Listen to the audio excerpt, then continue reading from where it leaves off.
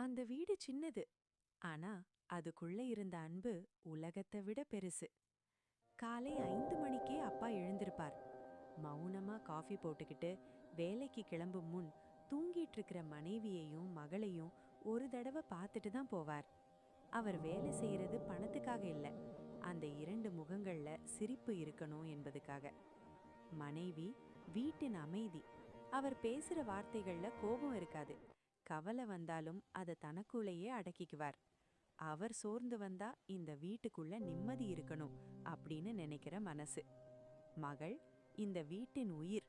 அப்பா வந்துட்டார்னு கேட்டாலே வாசலுக்கு ஓடி வந்து அப்பான்னு கட்டிப்பிடிக்கிற அந்த நொடியில அப்பாவின் எல்லா சோர்வும் கரைந்து போயிடும்.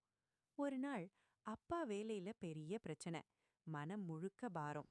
வீட்டுக்குள்ள நுழையும் போதே முகத்துல கவலை. மனைவி எதுவும் கேட்கல. சாப்பாடு பரிமாறி அமைதியா பக்கத்துல உட்கார்ந்தார். மகள் தன் சின்ன கையால அப்பாவின் கைய பிடிச்சு சொன்னா, அப்பா, நீ சிரிச்சாதான் இந்த வீடு அழகா இருக்கும். அந்த வார்த்தை அப்பாவின் கண்களில் தண்ணீரா மாறுச்சு.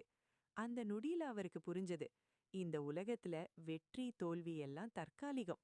ஆனா மனைவியின் மௌன அன்பும் மகளின் சுத்தமான பாசமும் இதுதான் வாழ்க்கையின் உண்மையான செல்வம். அந்த வீடு இன்னும் சின்னதா, ஆனா அப்பா, மனைவி, மகள் இந்த 3 பேரும் இருந்ததால அது ஒரு முழுமையான உலகம். வீடு சின்னதா இருக்கலாம், ஆனா அன்பு இருந்தா அது உலகமே.